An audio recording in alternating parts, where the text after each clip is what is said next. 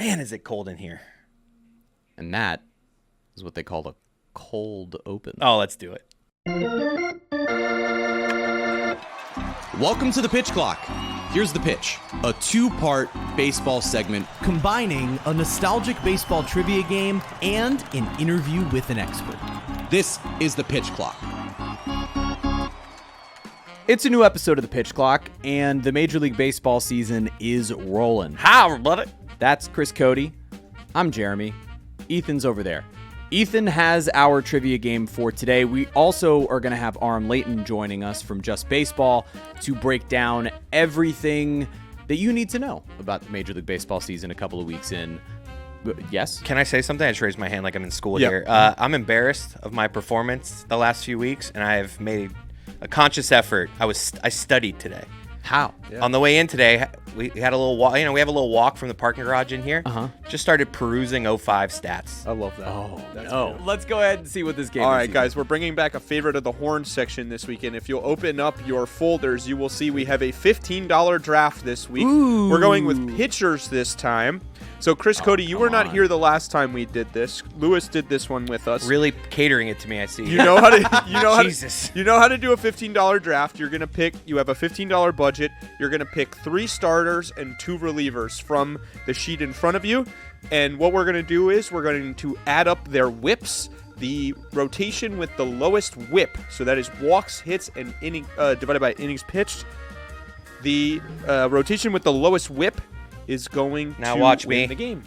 All right, before I go, I want you, Ethan, to go ahead and set up this board for everyone. So the $5, $4, $3, $2, and $1 categories here. Can you give us our 5 pitchers in each section? Yeah, so there are 3 starting pitcher categories, 2 relief pitcher categories. So starting with the $5, you have Pedro Martinez, Randy Johnson, Roy Halladay, Billy Wagner, and Mariano Rivera. In the $4 category, you have Roy Oswalt, Tim Lincecum, Cole Hamels, Trevor Hoffman, Eric Gagne.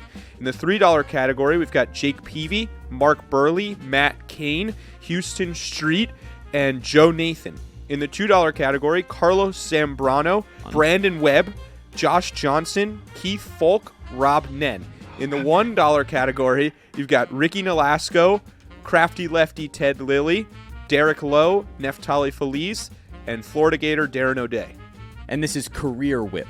No, this is whip, from 2000 to 2010. Now watch me. Now okay. watch me. Now watch me, nay. Okay, so if we need 2 relievers and 3 starters, the way this is set up, I'm going to kick things off with the unanimous Hall of Famer. I'm going to go $5 Mariano Rivera. So yeah, Rivera, a great pick, had a .95 ERA between the years, whip between the years of 2000 and 2000. So are you saying I can't take Mariano now? You can no longer take Mariano Rivera? Okay, I like where I'm at here. I feel good about this. I'm just trying to decide which $5 starter I want to go with. That's my toughest decision right now. That was a weird noise I just made. I'm going to go with Pedro Martinez, $5. Yeah, that was the right choice. Pedro Martinez, a 1.04 whip. So I'm 1.04. Jeremy's was 1.95. Mine is 0.9. And we're doing the average of these 5? Nope. Okay, sorry. Total. We'll add them up. Okay, Whoever yeah, has the total. lowest Got it. whip wins. It's essentially the same thing. And now with us is our 2026 MLB expert of the week. It's Aram Leighton from Just Baseball. Aram, thank you for joining us. And I'm going to task you with something I'm not really excited with right off the top, which is the ethos of this show is to basically stay away from just going, oh my God, the Dodgers are amazing all the time. But oh my God, the Dodgers are amazing. And I need someone to tell us about that here at the start of the year so that we can ignore them for the next month. So Aram, the task is yours. Tell us about how amazing the Dodgers are to start this season. Yeah, I mean, the best team we've seen in a while continues to be the best team we've seen in a while.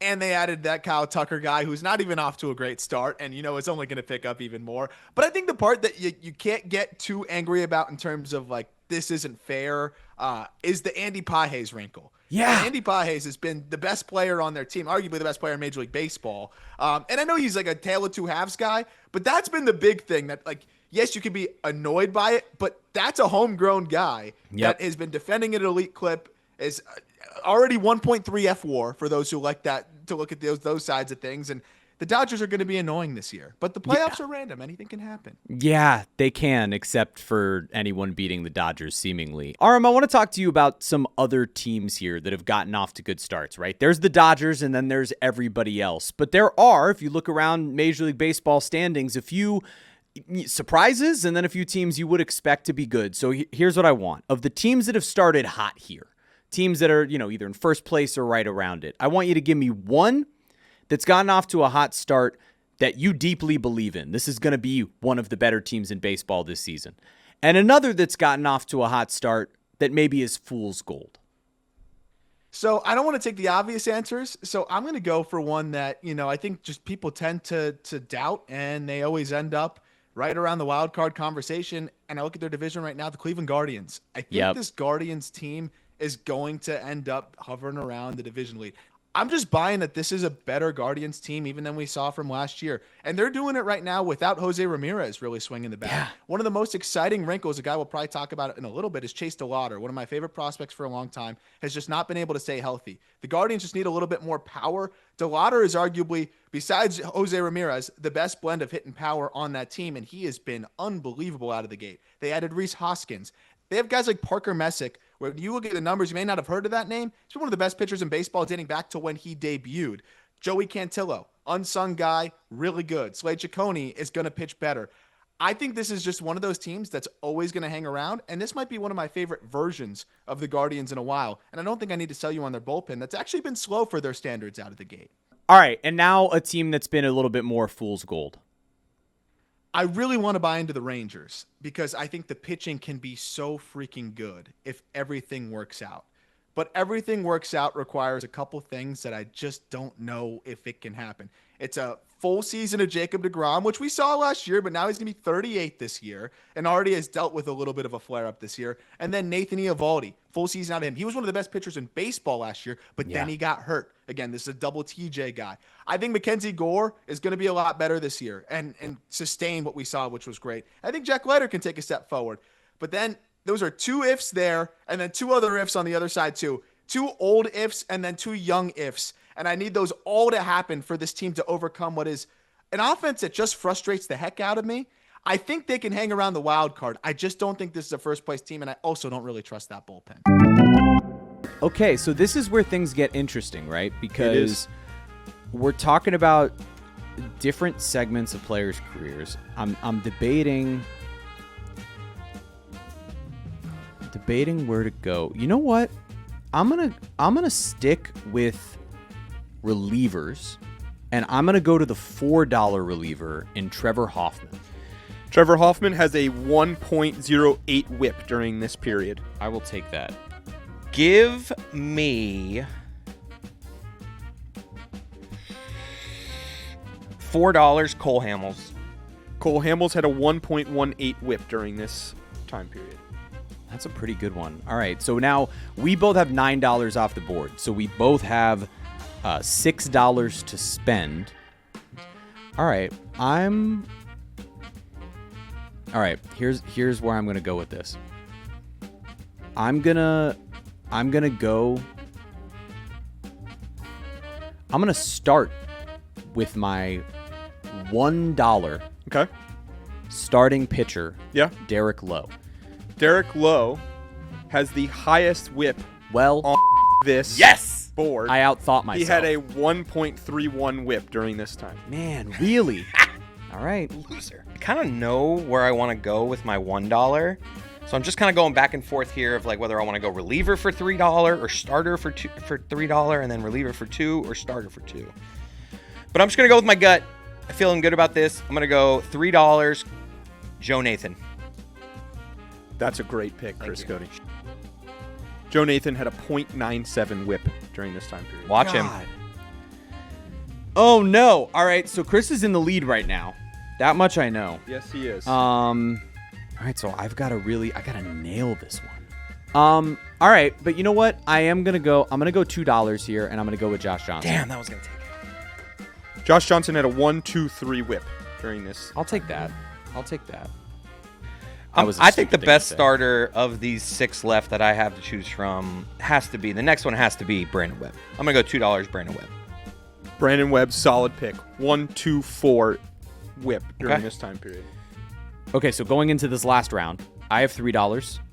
And you need have a dollar. reliever or starter. I need a starter. Okay. That's good for me. And you need a reliever. Yeah. Well, it doesn't matter because we're on different dollar categories at this point. But still. From the point you made earlier. Yes, you're right. All right. And I have a 4.57 total whip, while you have a 4.43 total whip. That's correct? Correct. Everyone's math is the same? Watch us. All right, Aram, we have talked about some teams already, but I want to get down to the individuals now. And I know you're a prospects guy. So outside of Connor Griffin, who is the obvious 19-year-old sensation who's come up for Pittsburgh and we've talked about on this show already, can you give me one bigger name prospect who's come up that our fans should be focusing on, and maybe one deeper cut that if you're a casual baseball fan, you may not even have heard of at this point?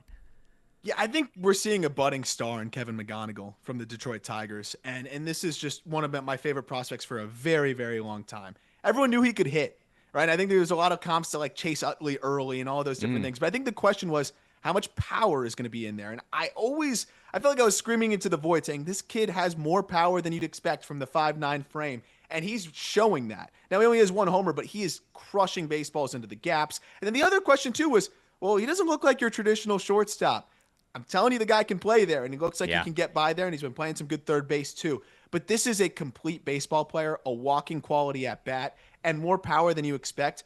I think it's Chase Utley-esque, which think about that guy's career. It's very close to, it's all very good, right? Right, and for if you sure. do that at shortstop, maybe it's something a little bit better. I'm not putting that on a kid, but I'm just saying this guy could be a superstar, and I think the Tigers have something really special. All right, writing this down, Kevin McGonigle, Hall of Fame, and another one. On the more underrated side, I think there's a lot of different guys that you can look at. But the guy that I just keep gravitating towards every time I watch him hit is Moises Ballesteros. Another unassuming frame, Chicago Cubs. Now, I was always skeptical about whether he could catch. Cubs don't need him to. His job's just to go out there and hit. And I'm telling you, this is a stocky guy. It's a very unique build, but he is way more athletic than you think. And he is already, in a brief taste at the end of last year, mashed baseballs. And in the early going this year, just continues to mash. The blend of hit and power for him, too, and just the ability to maneuver the barrel. He covers pitches up high, down low. He can pull it for a mile. He can go backside. This is one of the more well-rounded hitters I've covered in the minors. And just seeing it so easily translate to the majors for him at such a young age, it shouldn't happen like that. Ballesteros is going to be a huge part of this Cubs offense all year long. That is what we call a baseball body. A body that only can be this good in baseball. And Pitch Clock fans, if you've been a weekly listener since last year, you might remember that Danny Alvarez, our mutual friend, Aram, he said that the next great Venezuelan star would be Ballesteros. So No way. let's see if that's the direction that things go. I like that as a dark horse pick. And like you mentioned before, I mean, Chase DeLauder, there's a whole bunch of guys that we could be talking about. We'll have you back later in the year to do so. But it is time for our Golden Era Star of the Week. And I want to give you a choice between 2 guys to focus on here. And they're diametrically opposed in terms of the way they play the game. So first, there is Chandler Simpson. Now, Chandler Simpson is just a speed guy. He'll lay down bunts. He will beat out ground balls to second base. He has had a remarkable start of the season for the Tampa Bay Rays, and it's all about that speed. He's finally getting to the top of that order. And then there's Jordan Walker, whose OPS, I believe at the time of this, is approximately 3 billion. He has been unbelievable. Basically, it's like Mark McGwire, Albert Pujols, and Jordan Walker when it comes to starts for the Cardinals. So, Jordan Walker, Chandler Simpson, pick your Golden Era Star of the Week. So Chandler Simpson reminds me so much of one of our childhood heroes, Juan Pierre. Of course. And it's just so much fun. And like in a game that has trended away from Chandler Simpson's, it's so cool to see him really go against the grain and prove that that's a really valuable archetype still. But I look at what Jordan Walker's done, and it's just 8 homers in 16 games, and so many of them coming in this past week. This is just a special, special talent that had 2 years of being really disappointing for his standards, being sent back to AAA, to come back up and enter the season the way that he has. I feel like this is such a special story. Simpson was good last year. He's leveled up in a lot of ways.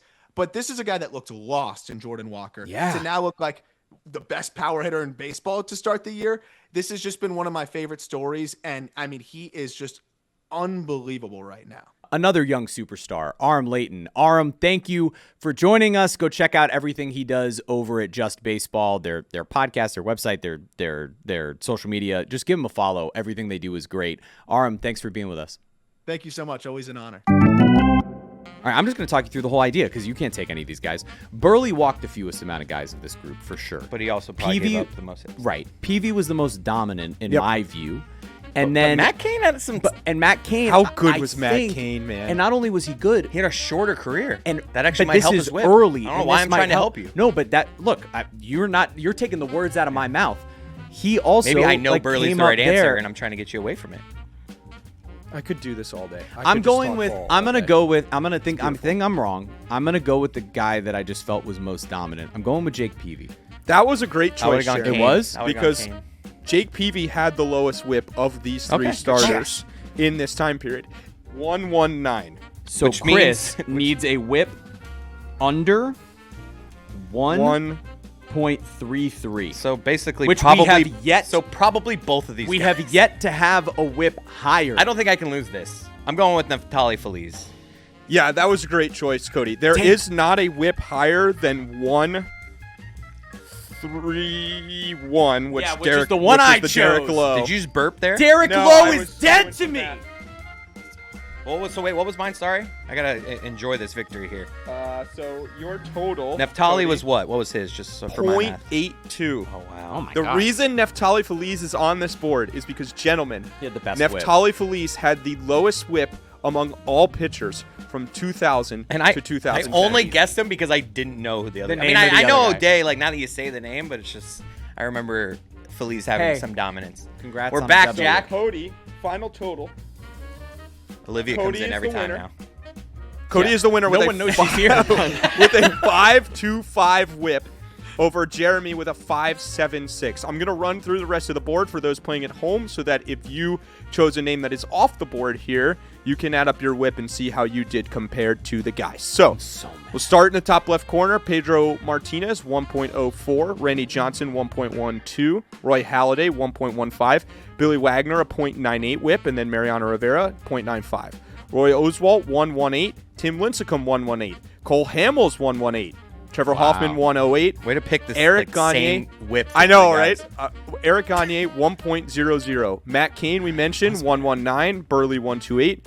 Or, sorry, that was Jake Peavy with the 119. Burley with the 128. Matt Cain, 122. Houston Street, 104. Joe Nathan. That was the pick that really got you, Cody. That I was felt the good pick. about that one. 0.97. Damn. Carlos Zambrano, 129. Brandon Webb, 124. Josh Johnson, 123. Folk, 1.05. Rob Nen, ya boy, 1.01. Ricky Nolasco, 126. Ted Lilly, 126. Derek Lowe, 131. Neftali Feliz, the lowest on the board, the lowest in Major League Baseball during this time period, 0.82. And you put him at $1 just because you knew your no one boy- would think of it. Darren O'Day, the Gator, 1.08. All right, so a couple of things here. One, the thought process that I laid out as oh no, as my oh no moment, ended up being right. That's why you It don't was go. an oh You no don't go moment. wide receiver. And you know what they should really call Derek Lowe? Derek High. That's right. Derek